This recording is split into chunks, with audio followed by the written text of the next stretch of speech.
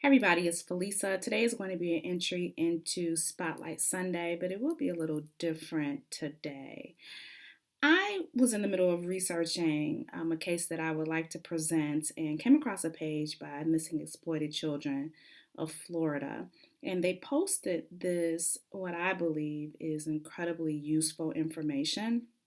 And I wanted to share it with you all today. I've been highlighting cases of missing, lost, and endangered women and children, particularly those of African American descent. And one of the things that I haven't discussed or highlighted has been safety and awareness. And I wanted to do that today. So these are 15 apps that parents should know about.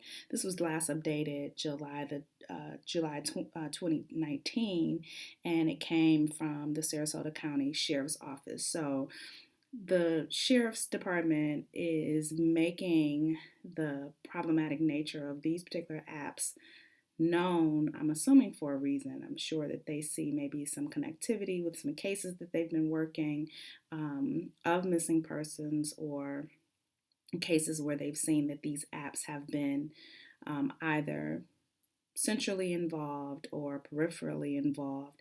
And I wanted to make sure that I was giving this information to you. I don't believe that this is just limited to children. There are quite a few dating apps that are on here, and while we know that children will sometimes sign up for apps, download apps and sign up for them and not give their true age, things like Badu and Bumble and Grinder probably would be geared to more of an adult population, but you never know. You should be aware that um, these are available in the App Store, and your kids can download them and upload profiles that are not completely true. Scout is also a dating app, and it is location based, and one of the issues with this is it specifically says that those 17 and up are able to share private photos, but if you're below 17 you can't share private photos. I'm not even sure why anybody under 21, or even 18 I should say, would be allowed on a dating app, but because they specifically mention you have to be 17 and older to share photos, that was just a red flag to me. The rest of these, there were a couple on here that I had never heard of, like Meet Me and Whisper. Whisper is supposed to be a sharing of secrets kind of site. I still wasn't fully understanding what the purpose was of this, but no matter what secret that you're sharing, you're supposed to be anonymous. But I saw a lot of commentary on Reddit, and there are a couple of YouTube videos that are available where it's not that you're staying completely anonymous, because your user location is visible, and that's so that you can meet up with these people in your area. And I find that exceedingly problematic, especially if children are using this app. Meet Me is another dating social media app that allows people to connect based upon where they are in your location. I know that Tinder does that, and I believe Grindr does that. It really is a hookup app, and so if your kids have this on their phone, you should be concerned, because it gives direct access to them by whomever, especially if they're in their area. And so you want to be very concerned about that. Most people know about Snapchat. Now Snapchat has rolled out, direct chatting functions, and, direct, picture functions and all those kinds of things. So I would just, be a little concerned about the snaps that your kids are putting out. My daughter showed me a while ago that you can tell whether or not people are taking screenshots of your snaps. I would be concerned about that as well, because what are people doing with your pictures if they're taking them off a social media site, especially people that you don't know. Let's see, WhatsApp was something that I always used as a convenience if I was out of the country, to avoid roaming charges or long distance charges, things like that. But and I didn't even consider it a problematic app until I saw it on this list, and I was reminded that I got a random WhatsApp chat from somebody that I didn't even recognize the number. I never responded. I just assumed that it was a wrong number, but it was just a smiley face. Which now that I see this app on this list, I'm kind of creeped out about that. I read it. The person never said anything else. WhatsApp is not particularly private. If your profile is on there, then it's open to whoever is on the app, and they can search for you or find you or what have you. All of your personal information is there, and so they can reach out to you anytime, anywhere, for any reason. And so, I wanted to make sure that I said that was my experience. I've not had anyone try and contact me um, since that incident. But I can see if kids are on there, it's a way to kind of bypass their regular text messaging system, and everything is contained in that app. Um, the only way to really get rid of it is to delete your profile, and even then, I'm not convinced that it completely goes away.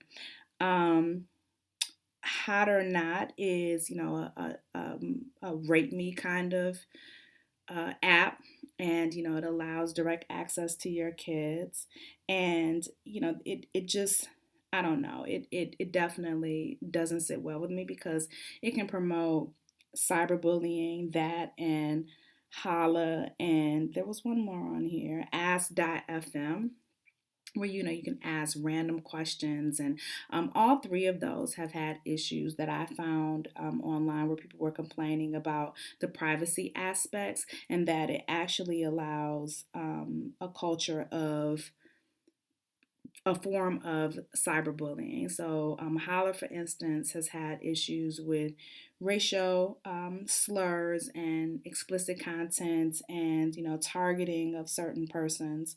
Live Me is a live streaming kind of service. And so, you can go live with other people. And so that to me is problematic, because if you're going live with someone and they want to show you, nudes or etc., you should be concerned about that.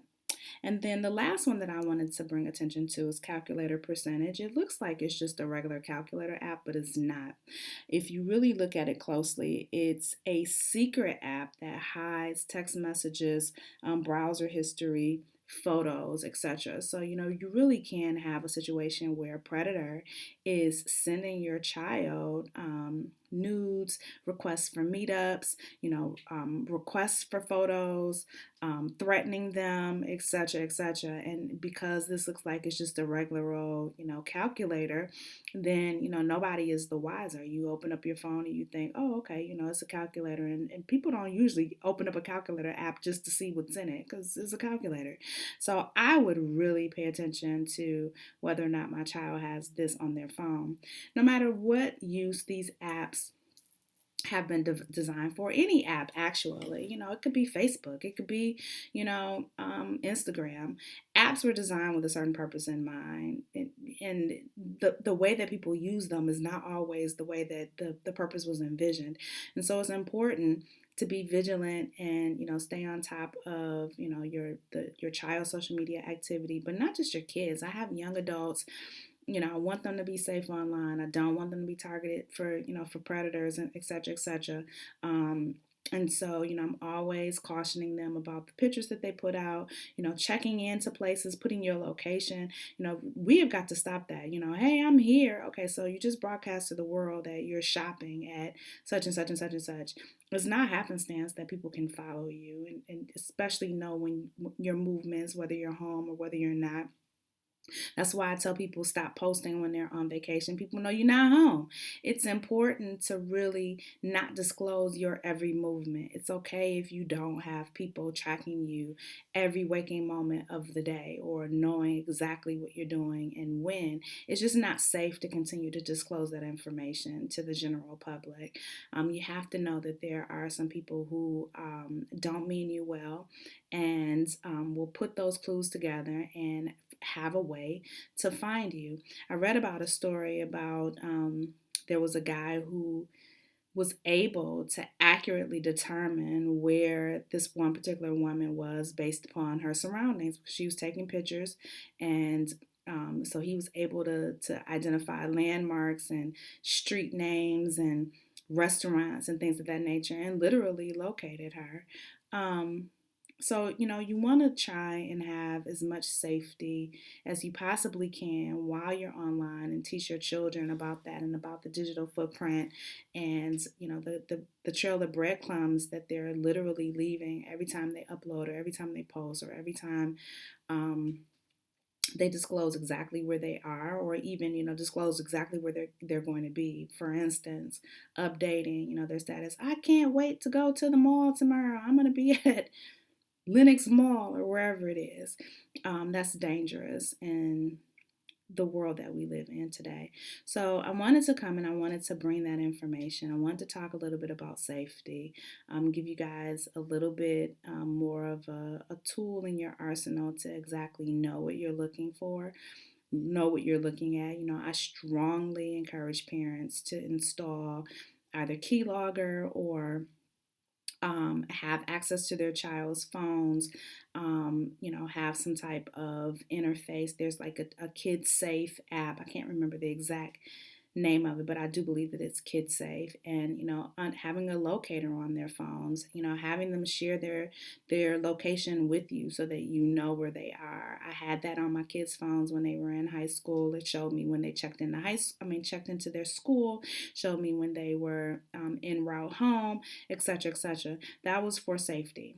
And, I don't care what anybody says, I wanted to make sure that they were safe. It wasn't that I thought my kids were up to no good. I just recognized that the world that we live in, also had several conversations with them about being online and chatting and all those kinds of things. Now, did they always listen to me? No. However, I do hope that, at some point the reality kicked in and they understood the position that I was taking and, really having, all these chats and things with strangers. And then lastly, teach your kids that it's not always stranger danger. Sometimes the people in their circle, sometimes the people that they know, even in a peripheral sense, have not so great intent. It's not making them paranoid, it's making them aware and safeguarding their future and safeguarding themselves and, not always being 100% trusting. And then also letting people know where they're going to be. One of the biggest issues that I always had with my kids was, you don't move and not tell me where you're going. For instance, if I drop you off at the mall, then you should be at the mall. If you've decided to walk across the street to a restaurant or something like that, I need to know that. And I know that they probably thought, oh my God, Mom, seriously, no. Your last known whereabouts was at this mall. And if I don't know that you've moved, if I don't know now that you've taken the party somewhere else, then I don't know where to start. I'm wasting my time looking at this mall. I should be looking at, this place over here. I should be talking to these people over here. What group of people are you going to be with? Whose car are you getting into? I never let them just get into some random car. They always thought I was crazy. I don't care. I never let them get into some random car. No, you can't just pull up in my driveway and tell me, oh, that's Johnny, and run outside. And I've never met Johnny. I don't know Johnny. I don't know. We're not doing that.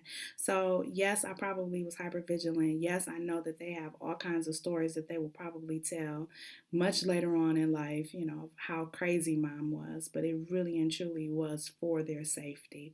And now that they're adults, of course, I can't do that, but I do hope that I planted some type of seeds in their mind about their own personal safety and not trusting every single person that they come across when that person has not earned their trust. At any rate, I hope that this information has been useful and helpful to you.